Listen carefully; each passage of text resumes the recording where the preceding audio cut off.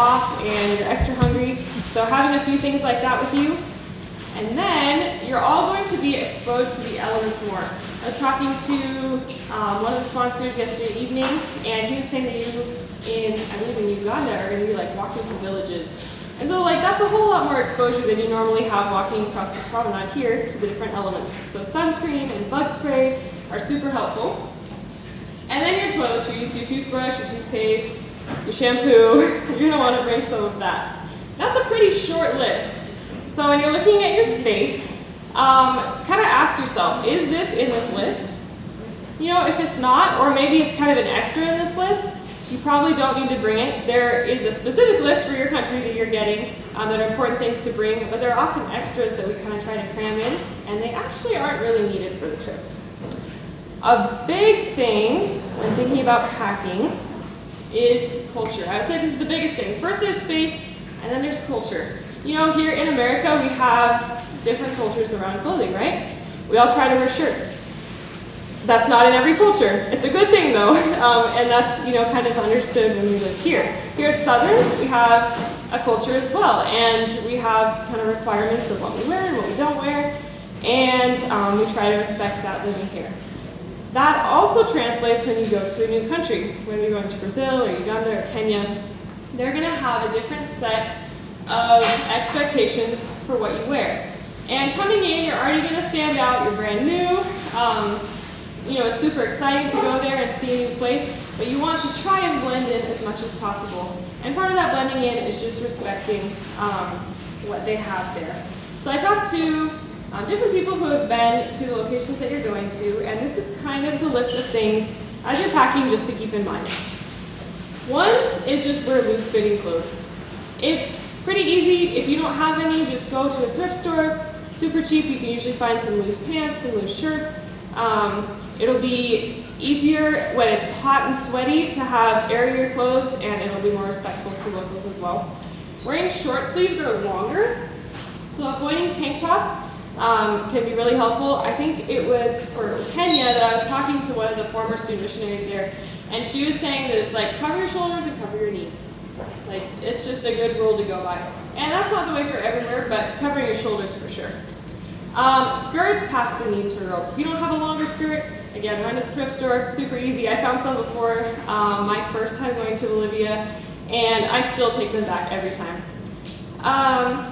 The skirts past the knees for girls in in Uganda and Brazil are for Sabbaths, but then in Kenya, it sounds like you guys will be wearing them every day. Shorts are an option for a lot of places, but you just want to make sure that they go all the way down to your knees. So if you get those like loose basketball shorts, those are super easy to wear. Just make sure they're going there to the top of your knees. Guys only for Kenya, but Uganda and Brazil girls can wear those too. Long flowy pants are super helpful. For me, when I went my first time to Bolivia, I was too stressed about the shorts. I was like, what if they're not long enough? What if they don't, what if they don't approve of them? Whatever. So I just got a whole bunch of really loose pants, and that's what I wore for my time there. And it worked. I don't know how much swimming you guys are going to do while you're on your trip, but swimming is also different in different countries. And one of the things that I have found helpful is bringing a one-piece swimsuit. For guys, bringing your swim trunks, and then bringing a t-shirt and long shorts to go over. So that way, if you guys are just on a little tour on your own and you guys are allowed to go with Southern dress code, you can wear your one piece and your swim trunks. But if you're with people, with locals, or you're expected to be wearing a more modest outfit, then you can wear t-shirts and long shorts, and everybody's just fine. A lot of you guys, I hear, are going to be doing medical stuff too. How many of you guys are doing medical work while you're there? Okay, yeah, good group. Which is super exciting. That's what I did for my SM year, and it's so much fun. And scrubs are actually really comfortable in hot and humid countries because they're thin and breathable, and you just have to make sure that they are loose. It's pretty easy to find again at a thrift store if you live there. Walmart actually has really good loose scrubs. The next thing I have are the 3 shoes. To me, when you are traveling to another culture, there are 3 things you want to have. You want to have chacos or tivas or something like that. That can be like your everyday shoe. Super helpful, it's not too hot, they can get wet. Really, really really good shoe to have. Then you want some flip-flops because you probably don't want to shower in your chacos, but you can't guarantee the showers are going to be really clean. They may be, they may not.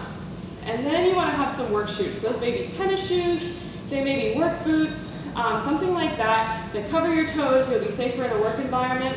And then also, if you're in a place where you don't really want, like if it's prickly or that kind of thing, you'll have something that can protect your feet. Last couple things are a raincoat, because again, like I said, it'll probably be raining a bit where you guys are, and a hoodie or a sweatshirt, because sometimes these places get super, super hot during the day, and then you get to evening and you walk outside and it's like, oh, it's a little bit chilly today. And so you want something that you can kind of put on either in the airplane or outside when it gets cool, just so that you can stay warm. There are a few things to avoid when you're packing, and these again, maybe things that you wear here normally or have here normally, but just as you're going into another culture, you want to kind of blend in. So any type of jewelry, you're going to want to leave at home. One of the things with this is it's important to leave home for the culture, but at the same time, it's also helpful because stuff can get taken, stuff can get messed up when you're traveling a lot, and it's just safer to leave it at home. Makeup as well. One thing, it's not super comfortable when you're sweaty and hot and it's like dripping off your face. It's also just easier as you're working and can be busy, and it is respectful to the culture. Nail polish is the same thing. Embrace the dirty toenails.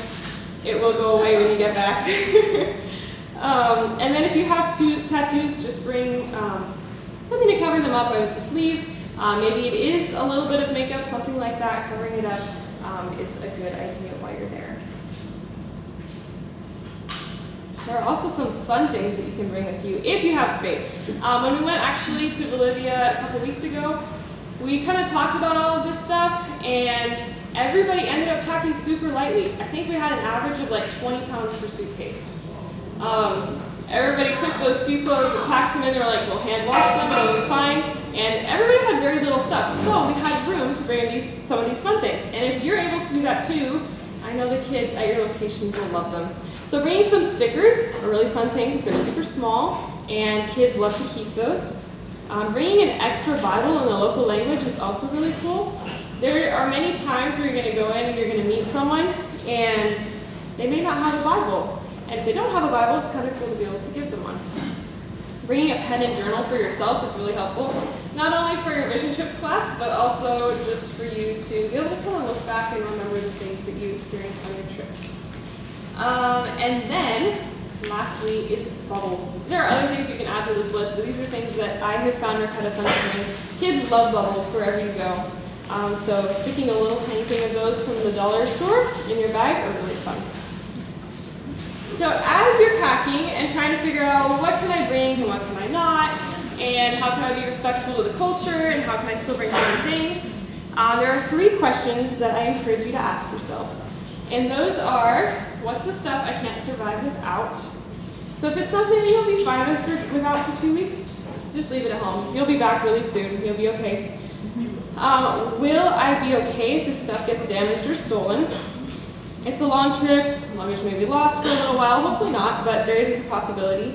Or it may, get messed up, it may get wet, that kind of thing. Make sure you don't have your most prized possession in the middle of your suitcase. Bring things that you're okay with getting worn out a little bit. And then, does this stuff align with the culture that I'm visiting? Which goes back just to respecting the way that the culture is there, even if it's a little bit different than we have here. This is a picture of the group that went with me. We all raided our local thrift stores and our local Walmarts and everything before we went, and found some loose-fitting skirts and pants and outfits. And it's a lot of work while you're trying to prep all of that here. But when you get there, it is so much fun to be able to just focus on why you're there and the activities and the kids and projects. And it is something that you guys will never forget. So thank you so much. Happy packing. And I'm praying for you and going to answer a question from Cheryl. Oh, so do you have time for questions from her? Yeah, for sure. Do you guys have any questions for packing wise? I'll ask the first one. Okay. I'm sorry. No, you're good. Passport and credit card protection, RFID. Can you talk to that at all? Yeah. So it depends when you're going to a new country how you're going to be able to pay for things, right? Sometimes you need to bring cash, get that exchanged. Sometimes you need to bring a card. Generally, Visa cards are a lot safer than bringing like a Discover, because a lot of countries won't take Discover. But talking with your sponsors about the type of money you can bring is important.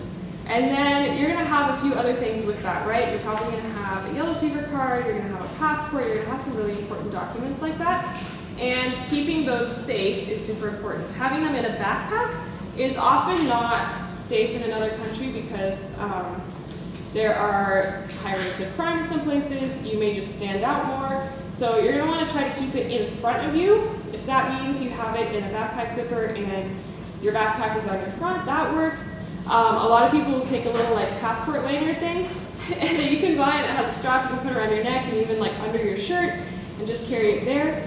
But those important documents and that money are things that are going to get you in and out of the country safely. So you want to just keep those on you at all times. Whether it's, you know, when you're going on a little day outing or something like that, like take it with you. Keep it with you at all times. Does anybody have any other questions? I'll share something that might respond. So with the bubbles, if they get excited and get like the big bubbles, we want to make sure that that gets checked in, right? In the Yes. checked in luggage. If you're taking on the Sierra Challenge to pack in a carry-on, make sure that you only have the dollar size, because what, 2 ounces or more you're gonna need Yeah. to check in, or give to someone else who has a full-size suitcase. Yeah. So, yeah. No, for sure. There are like the little tiny Dollar General bubbles that are super easy to take. But you can also, at least what we did is we checked those bags. They were just smaller than we would have planned on earlier, so it's easier to add more supplies. Like you can take a big suitcase, have 20 pounds in it, and then add supplies from the missions permit that they need, or that kind of thing, and that's kind of what we ended up working with it. But yes, keeping small bottles.